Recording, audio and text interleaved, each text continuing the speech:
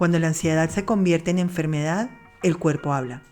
Irene nos cuenta cómo su ansiedad la llevó del insomnio al cáncer y cómo encontró el camino hacia la sanación, recordándonos la poderosa conexión entre cuerpo y mente. Hola, hoy estamos con Irene Ramos, profesora de la Universidad de Alicante, que muy amablemente accedió a contarnos su historia para este nuevo episodio que llamaremos Me enfermé por ansiedad. Hola Irene. Hola Ana. Gracias por venir y por estar aquí con nosotros y compartir tu historia. Nada, muchas gracias a ti por invitarme y por hacer este tipo de contenidos que yo creo que pueden ayudar a muchísima gente. Pues muy bien, mira, empecemos hablando un poco del tema en el que hoy queremos ahondar, que es el tema de la pandemia de este siglo, que es la ansiedad, ¿no? Haciendo un poquito de antesala, explicar que la ansiedad realmente es una emoción que no sabemos gestionar y que estamos viendo niños hoy en día ya con ataques de ansiedad, en edades en las que realmente, por lo menos no hay un registro casi que ni médico de tantos niños sufriendo por el mismo sentimiento, por la misma emoción. Entonces, pues hablando contigo, que aparte de nada, pues deciros que Irene es amiga mía, yo sé que tú tuviste un episodio en tu vida muy traumático, muy relacionado con el tema de la ansiedad. Hubo un antes, un durante y un después. Y hoy te hemos invitado aquí para hablar de eso, un poco hablar de tu antes, de tu durante y de tu después, para que en tu historia muchas mujeres que a lo mejor están viviendo algo parecido, que a lo mejor están en el punto del antes, de alguna manera puedan prevenirlo y puedan dar un cambio. Las que estén en el durante, sepan que no están solas, que no son las únicas, y las que están en el momento después, también aprendan de ti un poco cómo has encajado tú la situación y cómo ha cambiado tu vida y cómo lo has manejado después, ¿vale? Entonces, es un poco dar ese testimonio para ayudar a mujeres que estén en cualquiera de estas tres etapas, ¿vale? Entonces, si quieres, empecemos por el antes, ¿vale, Irene? Cuéntanos un poco cómo era Irene antes de la situación. Yo era pues una persona perfeccionista, excesivamente responsable. Digamos que la sociedad te había vendido un poco el cuento de la superwoman, de la mujer, la madre, la hija, la hermana perfecta, y, y quería hacerlo todo muy bien. Me metí poco a poco en un mundo, o sea, profesional que me iba absorbiendo y no me iba dando cuenta. Me encanta mi trabajo, me encanta mi vida, y cuando algo te gusta mucho no distingues los límites bien. No sabes en qué momento dejas de tener una vida equilibrada, ¿no? Y, y es como una pequeña adicción también el trabajo. Llega un momento en el que se convierte en algo que necesitas para sentirte bien. Y la ansiedad por trabajar muy bien, yo creo que es tan dura como la ansiedad por no trabajar. Es decir, yo creo que hoy en día no distinguimos bien las emociones. Hoy en ese momento tenía episodios de ansiedad puntuales por estrés, pero no los gestioné, no sabía que eso era tan perjudicial para mi salud. Y al no trabajarlos en su momento se convirtieron en un trastorno. Claro. En un trastorno que es lo que provoca luego determinadas situaciones. Y en mi caso fue por el estrés continuado. Y eso te empezó, digamos, tú la primera vez que notaste que tuviste una situación, un ataque de ansiedad o que ese trastorno dio sus primeros pasos, ¿estabas que en el instituto, en el colegio, en la universidad o ya trabajando? Desde pequeña. Yo con el tiempo me he dado cuenta que esto no viene de un día para otro. Yo creo que básicamente te das cuenta que el ser humano tiene dos tipos de miedo básicos, que es el miedo a no ser querido y el miedo a no ser suficiente. Y que eso viene de la infancia precisamente, es decir, tú creces con una etiqueta, Irene la responsable, Irene la estudiosa, y te crees esa etiqueta. ¿Y eres la mayor de tus hermanas? Sí, sí, vale, sí. Vale, muy normal en las mayores, era así, muy normal. Entonces te crees esa etiqueta y construyes una vida alrededor de ese personaje, sin cuestionarte nunca si ese personaje está bien o está mal, porque además si lo que haces, de la casualidad que te gusta, todo está bien, ¿no? Yo cuando me di cuenta cuál fue el primer síntoma de alarma que yo tuve, que además me lo detectó una amiga, o sea, fue muy curioso. Yo llevaba un ritmo de trabajo absolutamente acelerado, no sabía decir que no, importante, y entonces mi cuerpo lo empezó a notar. Mi cuerpo, yo no, o sea, mi cuerpo lo empezó a notar porque empecé a dormir mal. Empecé a tener episodios de insomnio, primero esporádicamente, luego cada vez más continuados, y un día, cuando todo en mi vida era perfecto, en el que ese estrés continuado me generó insomnio total. Es decir, yo una noche dejé de dormir, Ana, y estuve 6 meses sin dormir. Dios mío, Irene, ¿cuántos años tenías cuando empezó eso?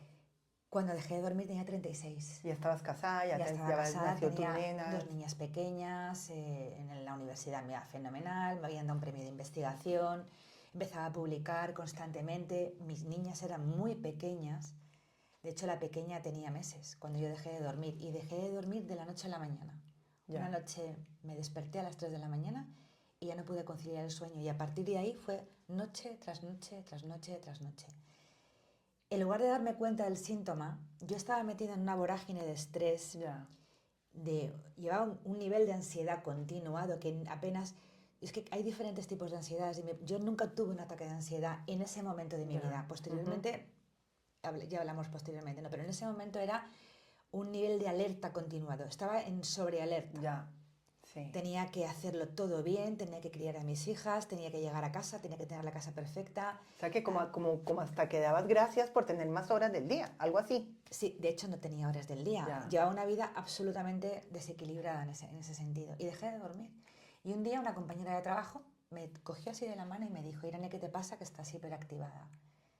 Y en ese momento me di cuenta de que estaba muy cansada, de que estaba hiperactivada, había adelgazado muchísimo, no me había dado ¿Y cuenta. no te medicabas? No, Nada. Nada, simplemente era tan poco consciente de lo que estaba pasando en mi cuerpo, que me estaba avisando, o sea, había una señal roja, una bandera roja inmensa. Sí. O sea, no dormir, no le di importancia, seguí.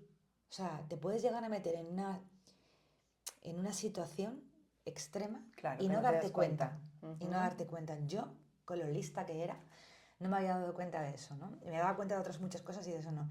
Y en ese momento algo hizo clic en mí, me di cuenta, me fui al médico, me recuerdo perfectamente ese día, me fui de urgencias, me senté hasta que me tocó.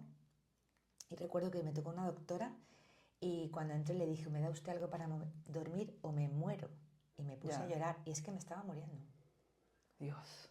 Y ahí me dieron un tratamiento farmacológico muy fuerte, o sea, me sirvió muchísimo, estuve poco a poco, primero me hicieron una cura de sueño, Sí. y después me dieron un tratamiento, estuve 6 meses, me quitaron la medicación y empecé a dormir. Pero ¿qué ocurrió? Que cuando acabé el tratamiento y empecé a trabajar otra vez, la mínima situación de estrés me provocó de nuevo el insomnio. O sea, Y ahí en vez es de cuando ataques de empezó la pánico ansiedad. te Y daba... ahí empezó otro tipo de ansiedad. Claro, porque es que la gente normalmente, o lo que, digamos, lo que escuchamos más comúnmente, es que cuando te comienza a dar ansiedad o, digamos, la manera en la que se manifiesta es más con ataques de pánico, ¿no? A la gente usualmente le dan, a ti te verán ataques de insomnio, Yo directamente no hiperactividad y no a no dormir. hiperactividad, y Ujú. mi cerebro estaba en alerta continua, tenía la amígdala hiper estresada, hiperactivada. Y tú esas horas que estabas despierta, en las que todo el mundo estaba durmiendo, en qué las gastabas? No ¿Cómo las sabía vivías? gestionarlo. ¿Qué te ponías a hacer? ¿A trabajar o...? A veces me levantaba, me duchaba, me volvía a acostar, miraba cómo dormían mis hijas, movía papeles, me volvía a acostar intentando dormir, y al final intentaba no ponerme nerviosa, pero eso continuó. Eso provocó en mí, luego vino el miedo. Claro, porque cuando me di cuenta que esto no era No normal, lo podías controlar. no lo podía controlar, la ansiedad y el miedo y el sentimiento de qué voy a hacer con mi vida, no puedo dormir, y a los meses llegó el cáncer. Bueno, y tú, a ver, cuando te dijeron, bueno, tú primero que todo, ¿cómo te diste cuenta o cómo fuiste a encontrarte con ese diagnóstico? ¿Cómo fue eso? ¿Con el del cáncer? Sí. Pues es algo totalmente inesperado. Yo empecé a intentar, tomaba muchas cosas naturales, no había hecho un cambio de estilo de vida todavía. Tú comes porque yo sé que tú eres una persona bastante saludable. Sí, o sea, sí, que sí, yo siempre nunca he estás... fumado, yo Sí. siempre he hecho ejercicio, comía bien, yo pensaba que comía bien, yo pensaba que era una vida perfecta. Una vida en ese saludable, momento, Ana, sí. todo me iba bien. Nunca has sido ni gorda, ni No, nada, ni delgada, nada. ni has estado siempre bien.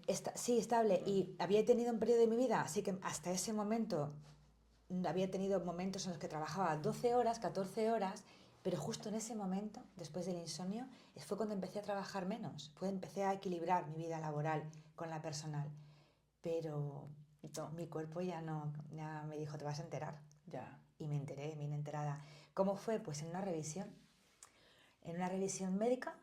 De estas rutinarias. Rutinarias. Que hacemos las mujeres cada año, vamos al médico, tal. Que por cierto hay que ir a todas las revisiones y no hay que saltarse ninguna. Yo no estaba enferma, Ana. ¿No te sentías mal? Ni un solo síntoma, nada. Fue precisamente el instinto de mi médico, el que no sé qué vio en mí, que me hizo una prueba, me hizo una mamografía, luego me hicieron una ecografía y ahí estaba el cáncer y fue un cáncer que iba rapidísimo. De hecho, en un año tuve mastectomía, tuve quimioterapia, tuve radioterapia, luego 5 años de tratamiento de terapia hormonal. ¿Cuántos años tenías cuando pasó eso? 38. Sí, estaba muy joven. 38 años. Y ahí sí que fue un antes y un después. Ahí fue cuando realmente empecé durante el tratamiento, te pones en modo supervivencia. Yo sabía que ahí, con el estilo de vida que tenía, porque yo comía sano, no era una persona... Sabía que era mi estrés crónico, sabía que era el... Sí, tu acelere, tu ansiedad, no parar. Hipercontroladora, sí. Todo tenía que salir bien. Y Ana, si no salía bien, yo lo pasaba fatal. Yo sufría muchísimo. Sufría por lo que no podía controlar, era absurdo. O sea, yo sufría por mí y por los demás. Y... Pues imagínate tú siendo profesora. Yo sufría mucho. Es que yo me imagino, yo por lo menos siempre he dicho de mí, que donde yo me metiera a ser profesora, salían al otro día en la televisión por ser una asesina en serie. Porque me parece muy difícil, ¿sabes? Llevar un grupo, y sobre todo porque generas unos vínculos con los alumnos, que es lo que tú dices, a lo mejor pasan cosas que tú no puedes controlar. Entonces ves de pronto que algún chico tiene algún problema personal que le impide desarrollarse en su parte académica y ves que es un talento, ¿no? Sí, Entonces, ¿cómo lo controlas? O sea, todo ese tipo de cosas a mí me generarían, yo pienso, ¿no? En mi caso, porque también soy igual que tú un poco controladora, entonces digo que ya también estoy dejando de serlo, o sea, estoy intentándolo. Sí. Intentando. Es difícil. Sí, es un cambio de chip muy fuerte, pero hay que intentarlo. A mí me sirvió mucho de una manera muy gráfica. Cuando yo pienso en controlar, cuando me dan otra vez esos ataques de control, yo inmediatamente me pongo en el siguiente sitio. Mentalmente me pongo en la playa, mirando hacia el mar, estirando los brazos y pensando, voy a parar todas las olas del mar con mis brazos. No lo voy a poder hacer. No voy a poder. Entonces, eso es lo que me hace darme cuenta que estoy intentando controlar más allá de lo que realmente voy a poder controlar. ¿Vale? Es una manera, digamos, de aterrizar. De aterrizar. Cuando siento eso que tú estás diciendo, ¿no?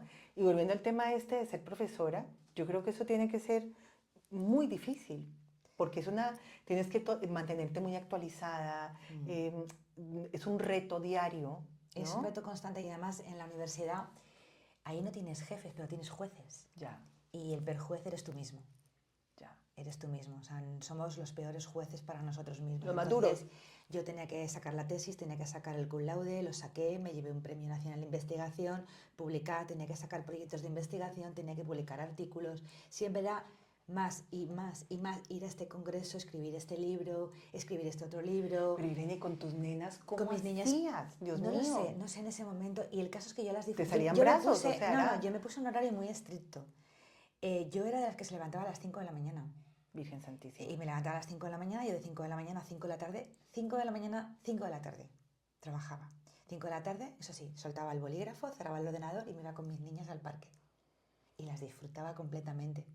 De hecho, yo recuerdo a mi hija pequeña venir, quitarse el chupete y me hacía así con la cara como diciendo al parque. Ya son las... Y entonces era mi hora feliz. Yo cerraba y yo les daba la cena, yo paraba para hacerles la comida y eso era inhumano.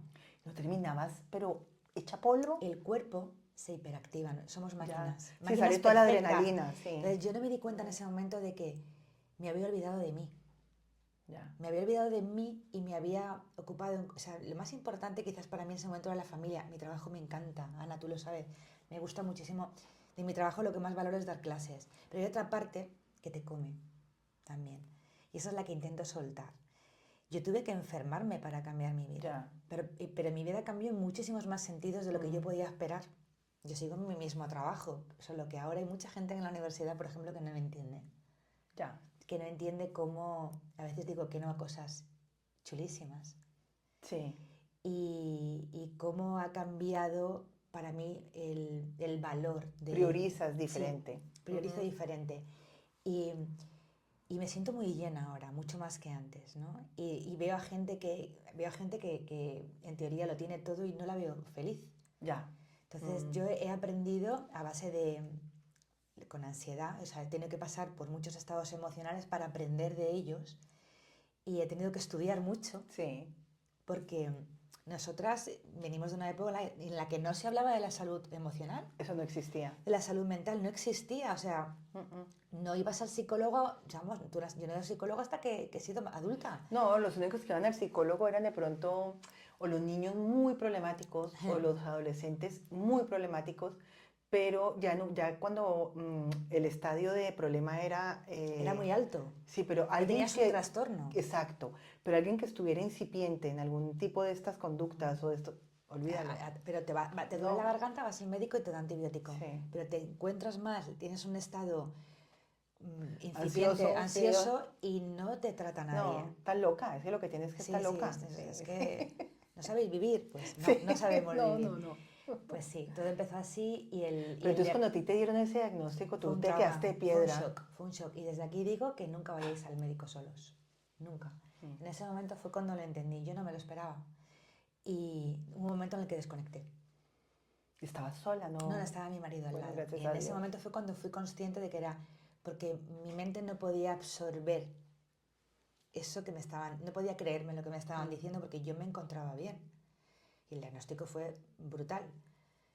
Y, y claro, yo no recuerdo ni la mitad de las cosas. Ahí fue cuando me di cuenta de siempre a este tipo de pruebas no tiene que ir uno solo. Tiene que haber otra persona para que escuche Para y que escuche memorice. y porque es importantísimo el acompañamiento. Claro. Entonces nada, fue todo muy rápido. Yo recuerdo que en ese momento solo pensaba, tengo 2 hijas y quiero verlas crecer y tengo que salir de aquí. ¿Y tus padres en ese momento qué? Fue durísimo, fíjate, tuve un gran apoyo por parte de mi pareja, de mi familia, de mi hermana, de mis padres, de mis hijas que eran muy pequeñas. Pero lo más duro para mí, además de recibir el diagnóstico, fue decirlo. Ya. Decirlo a mis padres, a mi hermana, a la gente que me quería. Es que les iba a hacer daño. O sea, yo era tan, fíjate, me preocupaba tanto por los demás que no quería hacerles daño con mi cáncer. O sea, era una cosa tremenda. Mi mentalidad era hiperprotectora con todo el mundo menos conmigo. Sí. Y fue muy duro decirlo. Y yo recuerdo, no sé, ahora seguramente pues, nos estáis viendo, no sé si han tenido algún diagnóstico de cáncer. Es dificilísimo pronunciar la palabra cáncer al principio porque la asocias a muerte. Sí. Y yo prefería decir, me van a quitar un pecho, que eso a mí también me dejó loca porque yo no tenía ningún bulto ni nada. Ya. Y de repente con 38 años que te digan, Estás enfermísima. te voy a quitar, te vamos a hacer una mastectomía, era como, ¿qué? No puede ser si ayer estaba bien. Sí, ¿será que están equivocados? O sea, es que no puede ser. No puede ser. Y lo decía así por no pronunciar la palabra cáncer. Entonces, ahí empezó otro tipo de ansiedad. O sea, pasé por otro estado. Y durante el tiempo que estás en tratamiento, o sea, ahí hay fases diferentes también. Yo recuerdo que me puse en modo supervivencia y yo me apoyé mucho en los míos. Me dieron amigos, o sea, reconozco que he tenido muchísimo. Mucha suerte. No sabía lo que me quería la gente hasta ese momento. O sea, soy súper afortunada. O sea, es que es tan bonito lo que recibía, ¿no? No te lo puedes ni imaginar. Es que tú eres muy linda, Irene. En serio, eres una persona que brilla, por eso estás aquí hoy, porque brillas. Pues ahí recibí tanto cariño, tanto amor, o sea, hasta alumnas que me escribieron editoriales en revistas. Ay, tan divinas. O sea, aún recuerdo la editorial de Manuela Laguna, en Yo Dona. Sí. Y recuerdo que había quedado con ella y tuve que anular la cita con ella porque me iba al médico. Entonces fue cuando me dieron el diagnóstico. Entonces luego le escribí y le dije, no puedo atenderte, me ha pasado esto, cuando vuelva a la universidad, búscame y te ayudo. Y me sacó una editorial y curiosamente no me dijo nada. Ya. Y la leyó mi madre en la peluquería. Y me dijo mi madre, nena, acabo de leer una cosa que yo diría que están hablando de ti. y efectivamente Era estaba de hablando. ti. Es que yo te digo que ser profesora, así como, Fue pura magia o sea, eso. como la parte, digamos, difícil y más dura es ese estrés que te puede causar, ¿no? Sí. El empatizar demasiado con los alumnos o al contrario, no empatizar o, bueno, situaciones que se pueden dar. La parte bonita de ser profesora, que también te lo digo, yo como empresaria, durante tantos años que me tiré a esta aventura de montar empresa, es esa parte en la cual tú ves a tus pupilos, a tus Sí. alumnos o a las personas que han aprendido contigo triunfar. Y cuando te das cuenta que has dejado huella en Eso ellos, te llena muchísimo. eso es una cosa que no tiene precio, ¿eh? No, es que estamos aquí para eso. Sí, es que a eso vinimos. A eso ¿Verdad? vinimos, sí. Y a disfrutar de la vida, Ya, pero esa es la parte que se nos olvida, que se nos olvida. sí, Y que nos lleva a donde a me estas llevó a mí. situaciones. Y tú durante estos 6 meses estuviste de tratamiento, tal, no trabajaste, me No. imagino, estuviste en tu casa con, o sea, Yo además tuve un tratamiento duro, de quimio fuerte. quimio y radio a la vez y con Ya. reacciones duras, con shocks anafilácticos y con Dios mío. tuve un tratamiento muy duro.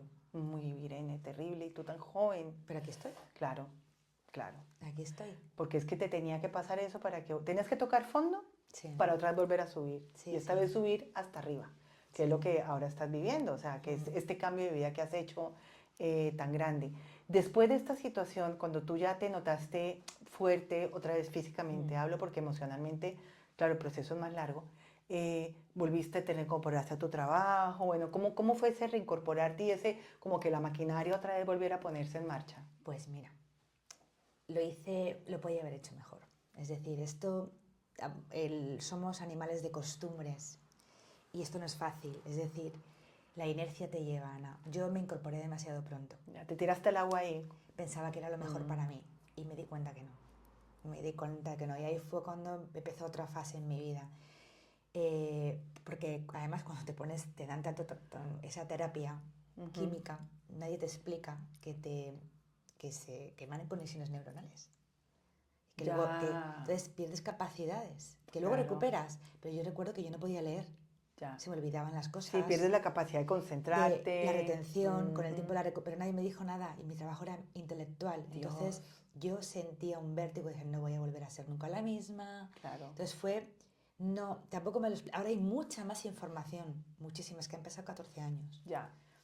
Hay muchísima más información. Entonces volví demasiado pronto, pero empecé a darme cuenta de que no podía seguir así. Entonces empecé a estudiar otro tipo de cosas.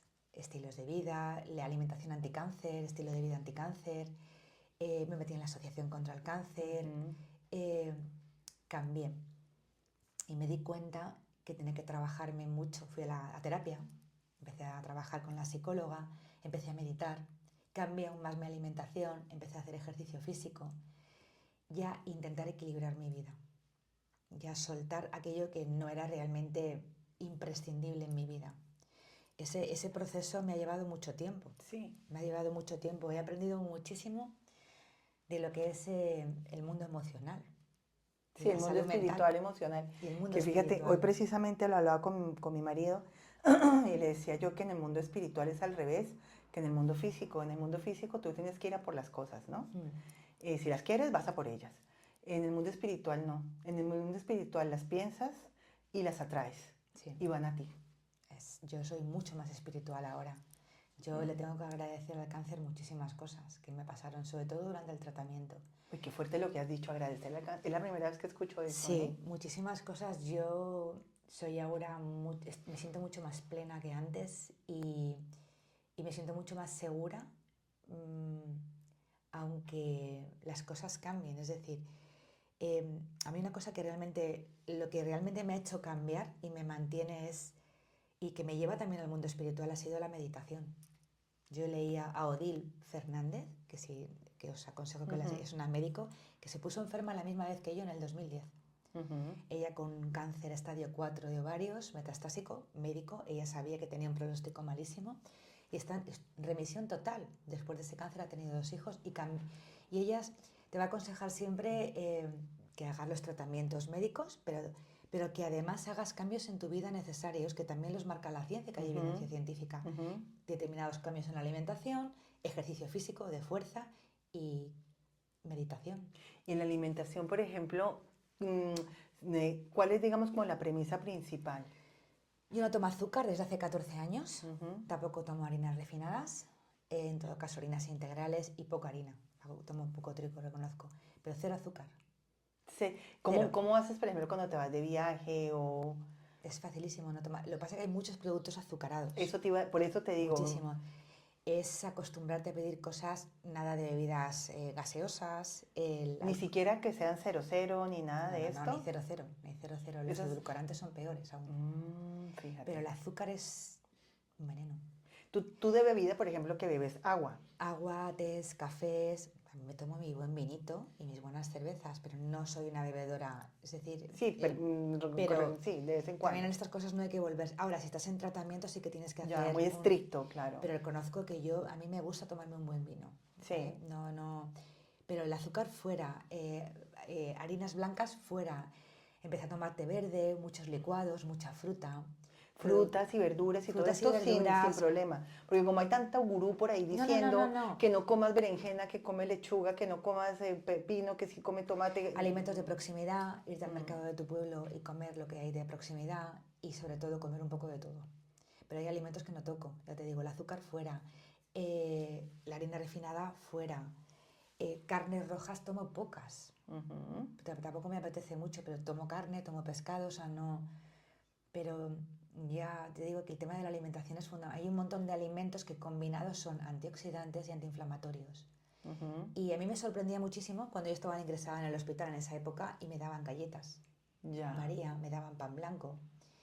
Me ofrecían alimentos que en teoría estaban contraindicados. Ya. Y me decían, toma lo que te apetezca. También es verdad que no tenemos que... Hay que encontrar también incluso el equilibrio ahí, Ana. Sí, no hay Porque que demonizar nada, no hay que, claro. no, y hay que... tienes que sentirte bien, no tienes que tener excesivas presiones sobre ti misma. Porque yo también he conocido a, perdona la expresión, talibanes de la alimentación Ya. en el sector del anticáncer. Gente que Sí. dice, es que no tomes esto, alcohol, nada. Pues bueno, yo me tomo una cerveza porque me apetece y está fresquita y me gusta. Y no me muero por eso. Me moriría si me tomas una caja de cerveza todos los días. Claro, pero... Y al la ansiedad igual que te da no tomártela. que también me he tomado un chuletón bueno sangrante. Claro. No pasa nada. Es decir, el problema es, como en todo, el exceso, la falta Ya. de equilibrio. Yo creo que tenemos que grabarnos a fuego, mantener el equilibrio, el balance en toda nuestra vida, incluso en la alimentación. Pero cuando estás en tratamiento, intentar en la medida en la que puedas y no te genere más ansiedad.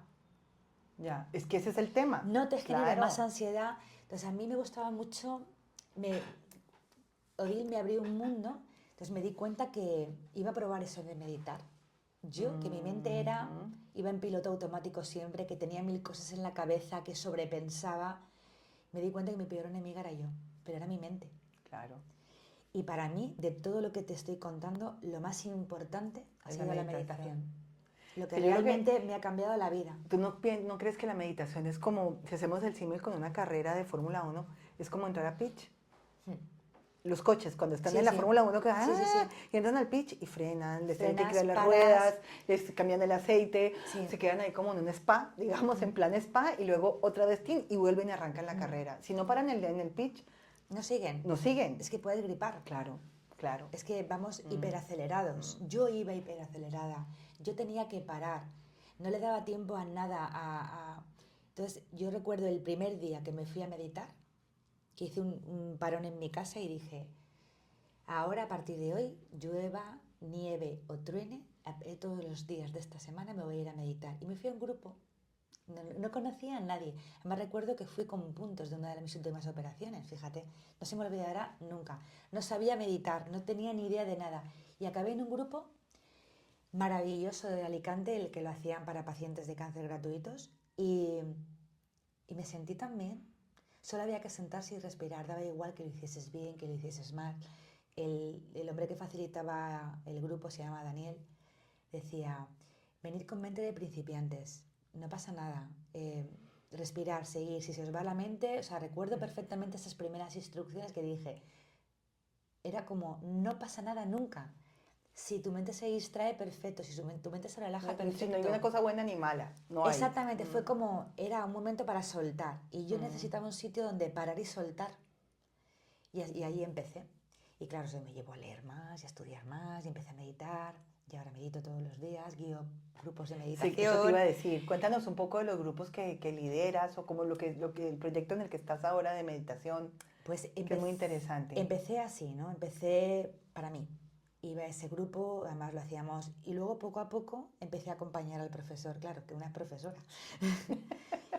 Y Te salió la empecé, vena ahí, la vena, sí, bueno, profesora. también tengo que decir que no fue tan fácil parar, ¿no? Que me ha costado años llegar a donde estoy. O sea, que no es un proceso rápido, que hay que tener paciencia. Pero una cosa que sí que quiero explicar antes de hablar de los grupos de meditación es que yo me di cuenta de lo importante que era la meditación porque lo experimenté.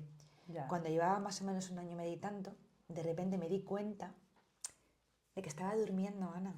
Sin tener que medicarte, sin nada. Estaba durmiendo sin ¡Ay, qué absolutamente ninguna maravilla, meditación. Irene! Y entonces me di cuenta, yo había leído que la meditación te cambia la estructura neuronal, que la neuroplasticidad es Ya. así y que te vas curando. O sea, realmente la mente Sí, se le van vas otra vez regenerando permitiendo, como... generando nuevas Sí, conexiones y realmente tu córtex prefrontal guía tu amígdala. O sea, realmente sí, sí, sí. todo esto. Entonces fue cuando fui consciente de que llevaba meses durmiendo y no me había dado cuenta de eso, ahí fue otro clic en mi vida. Dije, acabo de comprobar empíricamente, como buena doctora académica, que esto funciona. Y fue como, ahora sí que sí, no me lo dejo nunca en la vida. Claro, Y porque dormir bien es una bendición. ya. Esto va a sonar raro, pero yo No, no, entendía te lo a Michael entiendo. Jackson que se anestesiase. Pues que yo te entiendo Yo, perfectamente, cuando murió claro. este hombre, yo le tenía una compasión tremenda porque yo sé lo que es sufrir por no dormir. Sí, terrible. Si una noche de insomnio, una Es noche terrible. o dos noches de insomnio que en algún momento yo creo que todos podemos contar esa historia. O sea, ¿quién no ha Sí, tenido un episodio de insomnio en su vida? Todos lo es hemos tenido. terrible. Y al otro día es un día que se nos queda en la mente para siempre. Tú, o sea, hazle esa pregunta a cualquiera y verás que te va a decir, me acuerdo que fue tal día que me Sí, pasó sí, tal sí. cosa, porque es algo que te marca. Entonces Mm. imagínate tú estar 6 meses así. Pero es que después de esos 6 meses se me quedó como, es como una herida que está ahí, como una cicatriz. Ya. Entonces, hoy en día, cuando yo me paso mucho, el primer síntoma que noto es que me cuesta más conciliar el sueño. Entonces, para mí es como una alerta buenísima. Sí, sí, hasta Yo aquí. en esos momentos hago un parón, hago un reset, yo ya me escucho a mí misma, Ana. Ujú. Es como, es mi punto débil. Entonces, yo no tomo nada de medicación para dormir. Yo ya sé dormir. Yo sé cómo tengo que, porque dormir es Mm, algo que te sucede. No es ujú. algo, incluso con pastillas no es lo mismo. No, No, no, no te no. regeneras igual, ¿no? Entonces, eso para mí fue fundamental. Y a partir de ahí, pues empecé a ayudar a Daniel, empecé a estudiar más y montamos más grupos para pacientes con cáncer, para enfermos terminales de cáncer. Llegó un momento en el que, claro, yo descubrí artículos sobre cómo funcionaba esto y vimos que en La Laguna, en Tenerife, había un neurocientífico que trabajaba para enfermos de Alzheimer. Ujú. Hicimos programas para enfermos de Alzheimer, lo practicamos y así poco a poco, y guiamos grupos semanales Claro. de manera gratuita. Y desde hace un año esto lo estoy haciendo también a nivel online, pero de otra Ujú. forma. Eso ha sido un proyecto nuevo que si quieres lo hablamos de él. Pero a mí a nivel personal es lo que más me ha funcionado y me ha permitido realmente darme cuenta de muchas cosas.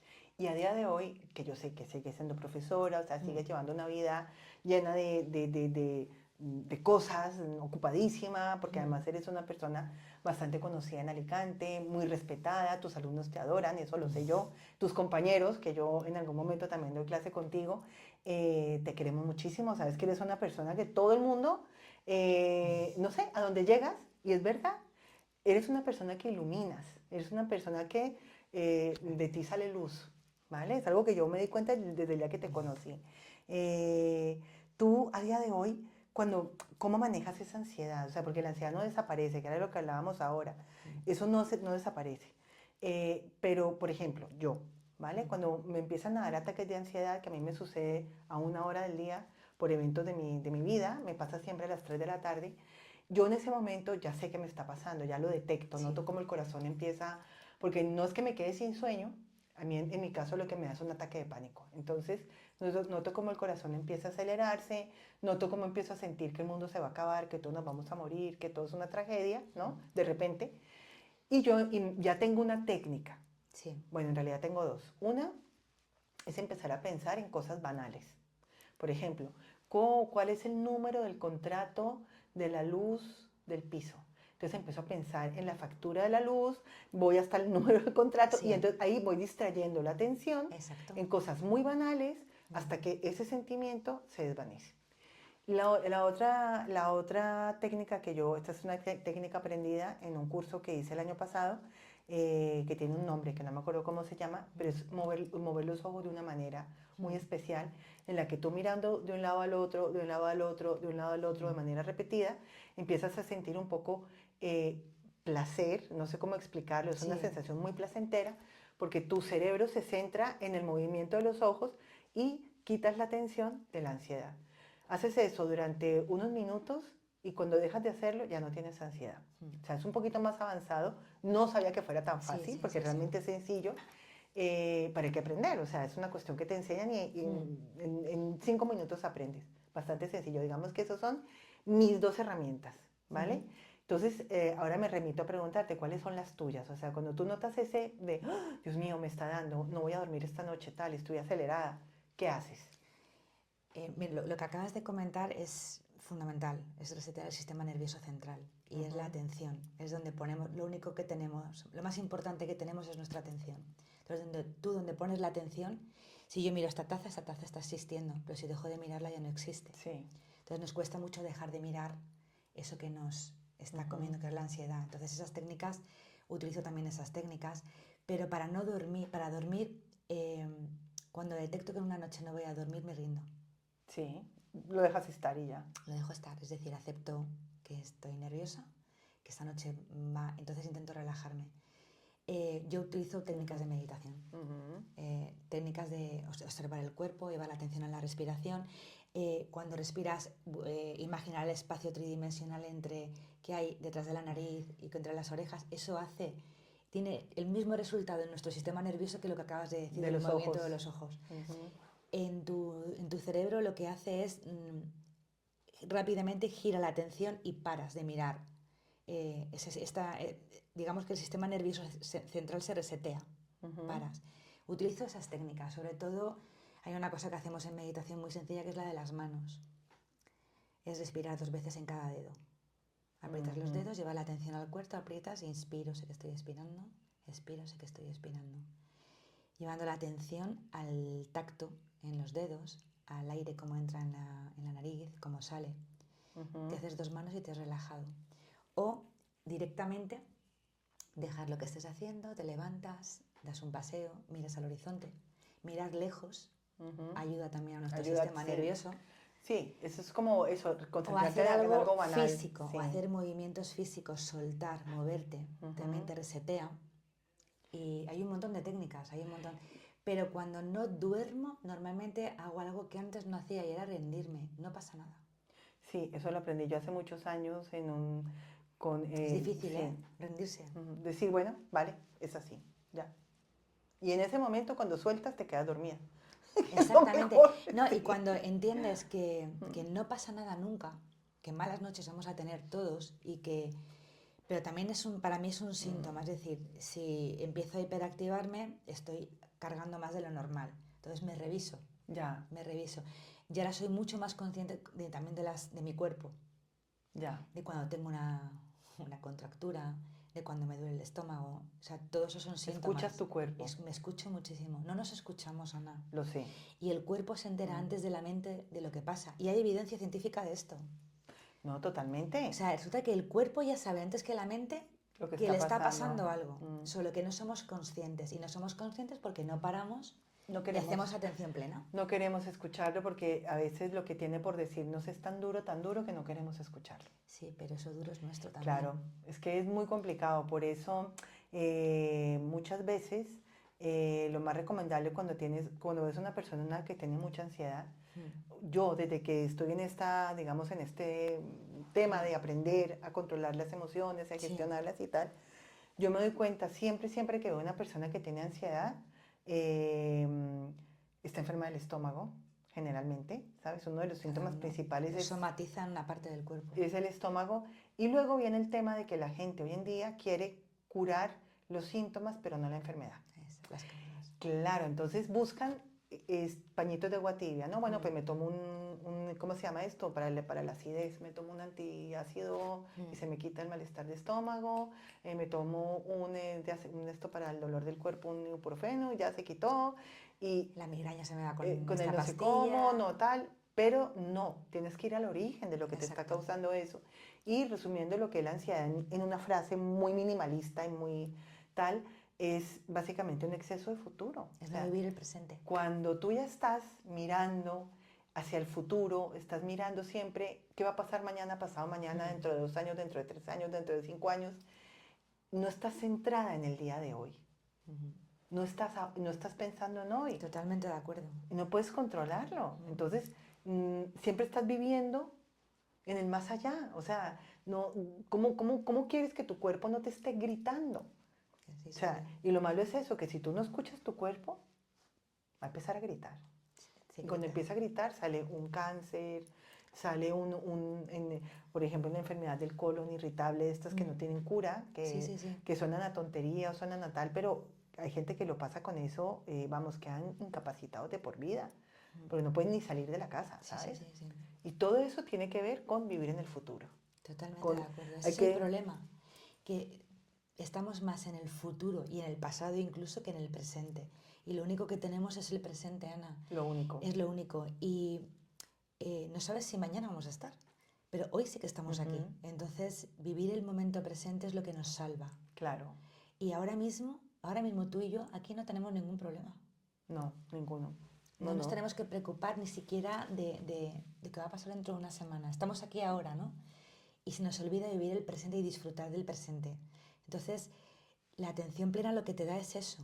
La capacidad de disfrutar el hoy. Capacidad de disfrutar el ahora. Pero ni siquiera el ahora, el momento presente, el saber que, bueno, la presentación o la clase no te ha salido como esperabas, pero cuando sales de clase hay un atardecer maravilloso. Claro, y hay un aprendizaje en todo. ¿Qué colores tiene este atardecer tan bonito? Y ese microsegundo no te puedes imaginar lo beneficioso que es para el cuerpo y la mente. Para todo. Con evidencia científica. O sea, es que tiene resultados físicos. Totalmente, totalmente. Y tú, por ejemplo, a mujeres... Además de espirituales. Claro. Y tú, por ejemplo, a mujeres que a día de hoy, no sé, se estén enfrentando un diagnóstico de un cáncer o un diagnóstico de una enfermedad delicada, ¿qué les dirías? O sea, con respecto a cómo curar desde dentro. No hablemos de medicamento, la ciencia, todo esto es una parte, pero esa parte que está en manos propias de la persona enferma. ¿Qué le dirías de hacer? ¿Qué le dirías? ¿Cuál sería ese chip que tú le dirías, cámbialo? A ver, yo primero les diría que confiasen mucho en sus médicos, sobre todo, y luego que hiciesen todo lo que está en su mano para cuidarse y ponerse ellas en primer lugar. Es decir, y que se lo pongan fácil. O sea, a veces nos lo ponemos difícil. Entonces, ponérselo fácil, ¿qué significa? Significa que si un día estoy peor, no hago nada. Y no pasa nada. Si un día me encuentro bien, hago cosas que puedo hacer. Voy a intentar comer más saludable, pero si un día no puedo, tampoco pasa nada. Lo que hablábamos de la presión, no te sobre juzgues, todo, sí. no te juzgues, no te presiones. La enfermedad no es culpa de nadie, no es culpa de ellas, no fue culpa mía. Yo no sabía que el estrés continuado bajaba las defensas de esa forma y que facilitaba la inflamación de esa forma. Yo no tenía esa información, no lo sabía y caí enferma, pero lo que he hecho ha sido aprender e intentar curarme en salud. Durante ese momento intenté ponérmelo lo más fácil posible y rodearme de gente que me quería y me aportaba. Y eso es fundamental. Pero sobre todo, a ver, esto va a sonar a locura, pero ahora lo entiendo, ¿no? Eso de háblate bonito, que dices tú tanto. Yo ahora sé que hablarle a las células funciona, hablarte a tu cuerpo. No, es como que yo el otro día vi en un contenido que si fuésemos conscientes de una cosa, que cuando llegamos a este mundo es como si nos diesen a un ser humano, ¿no? Y que ese ser humano somos nosotras y nos tenemos que cuidar, no haríamos muchas de las cosas que hemos hecho en nuestra vida. No. Entonces, a veces la vida te despierta de la manera más dura posible, porque el cuerpo nos susurra antes de gritarnos, como tú dices, pero no escuchamos los susurros porque tenemos mucho ruido. Entonces simplemente les diría, empezar a escucharos más, hacer más silencio en vuestra vida para escucharos más a vosotros. La enfermedad es dura, pero es una enfermedad, no es una... No, y y conozco, tengo amigas que yo estoy en remisión, pero tengo amigas que es cáncer metastásico, que lo tienen crónico y están bien y han aprendido a convivir con ello. ¿Vale? Entonces, hay todo tipo de casos, pero culpabilidades fuera, que no se juzguen, que se quieran muchísimo, que se pongan en primer lugar y que se lo pongan fácil. Y ponértelo fácil es llegar a hacer cosas que tú pensabas que no ibas a hacer, como rendirte en algunos momentos, Claro. que no significa rendirte, tirar la toalla, sino simplemente que hoy puedo, bien, hoy no puedo, no Eso puedo. no es perder, eso no No es es perder, es ganarte. Mm. Es ponértelo fácil, es ponerte en Claro. primer lugar. Entonces, no hay una receta única para todo el mundo. Y sé que día a día las cosas cambian cuando estás enferma y no todos los días te encuentras igual, que tienes mucho miedo, que te encuentras muy sola. Yo me encontraba Claro. sola y no he podido estar más rodeada de gente que me quería. Pero no era una soledad de estar sola sin compañía. Era una sensación de, esto es mío. Ya. Ni de nadie más. Sí, Es nadie decir, puede estar aquí conmigo. nadie puede solucionarme esto, ni siquiera yo lo controlo, porque si los demás, yo tenía muchísimo apoyo, pudiesen hacer algo, ya no lo tendría. Ya, claro, Entonces claro, es una claro. sensación extraña. Entonces esto es complicado. Yo no me atrevo a decirle a las personas que están ahora con cáncer qué tienen que hacer. Yo creo que porque creo que el maestro está dentro de nosotros. Es encontrar su propio eje. Yo sé, y lo que he comprobado, que las soluciones vienen, pero si las haces, y si te las haces sobre todo a ti mismo. Y que a nivel médico, por supuesto, confiar en los médicos, pero también que se fíen de su instinto. Del instinto, ¿verdad? De su instinto, porque en el fondo tenemos más respuestas que preguntas, solo que no nos atrevemos a mirarlas. Sí, no nos atrevemos. Muchas veces es miedo, Irene, muchas veces El es miedo está ahí y conocerse a uno mismo yo creo que es lo más importante y lo más difícil. Es muy difícil. Todavía me estoy conociendo yo a mí misma. No, hasta el día que nos muramos estaremos en ese proceso, o sea, eso es un proceso. Pero yo creo que esta charla contigo ha sido muy enriquecedora. Eh, Has dicho cosas muy impactantes como esto de darle gracias al cáncer, porque en tu caso ha sido algo que te ha hecho abrir los ojos. Y yo creo que hay muchas mujeres que también, ¿sabes? Lo que pasa es que a lo mejor, como el cáncer tiene esa connotación tan negativa, tan horrible, tan horroroso, claro, es muy difícil tener esa capacidad de darle la vuelta, ¿no? Ojalá que aunque sea una de las mujeres que nos escuche, con que una lo haga, este podcast vale la pena. Sí, sí, sí. Y yo te doy las gracias, Ana, porque me he sentido súper libre de hablar de todo lo que he sentido que tenía que decir, que seguramente me he dejado muchas cosas por contar pero creo que verbalizar esto de esta manera tan como en casa Te hace catarsis total. hace catarsis y creo que pues eso que la ansiedad hay que trabajarla, que no hay que rechazarla, que hay que abrazarla, Claro. cuidarla como si fuese un niño que llora, ¿no? Como decía Sí, Tina Han, ¿no? sí. Es como un bebé que llora y es tu bebé, abrázalo porque es tu ansiedad y te está diciendo algo, ¿no? Que no hay que tenerle miedo y que hay que ir al psicólogo, que hay que hacer meditación, que hay que hablar y que hay que mirar para adentro. Sí. Y que hay que escuchar estas cosas y escucharse a una misma. Y de verdad que te doy las gracias. Ay, tan linda. Porque Irene. me he sentido muy cómoda, muy a gusto y quieras o no, también a mí esto me hace sentirme un poco mejor. Claro. Sentir que todo esto merece la pena. Merece la pena, yo te lo digo que sí, porque las mujeres que estamos en este espacio, yo me doy cuenta que todas somos muy conscientes de que vinimos a este mundo a hacer algo. Y yo creo que estamos utilizando este medio para difundirlo. Esto es básicamente una herramienta, ¿vale? Porque ya nuestra tarea ya la estamos haciendo, ya la estamos haciendo. Y una última cosa si puedo decirla. Creo que vinimos a este mundo a hacer algo, pero sobre todo a disfrutarlo. Y una cosa que yo utilizo, me has preguntado trucos, ¿no? ¿Mi truco cuál es ahora? Cuando no sé qué hacer, ¿sabes qué hago? Lo que es más agradable. He descubierto que donde es agradable es ahí. Ya. Es decir, y lo agradable no quiere decir que sea lo fácil, sino realmente lo que siento que, guay, esto me da la corazonada, siento que va como en concordancia, sí, ¿no? Lo que te supone dolor, esfuerzo. Es un sobreesfuerzo. Sí. No es lo mismo esforzarse que entregarse. En la entrega está lo agradable. Si es algo que te entregas es porque te es más agradable. Entonces me guío por ahí, donde es agradable. Ok, No sé si le resonará a alguien, pero a mí esto me resuena tanto ya, y en estos últimos años me ha llevado a tantos sitios bonitos. ya. Claro, claro. Es la forma de tomar una decisión correcta frente a la ansiedad. Mm. Hacer algo que te sea agradable. O lo que menos te pese. Ya, Pero en mi caso es donde es agradable. Ahí es. vale, muy bien. No sé si, si Pues a alguien le resuena. nos tomamos tu consejo. Y muchas gracias, Irene. A ti, Pues Ana. nada, esperamos que haya sido para todos también un espacio de liberación y que este podcast llegue a las personas que lo estén necesitando. Muchas gracias.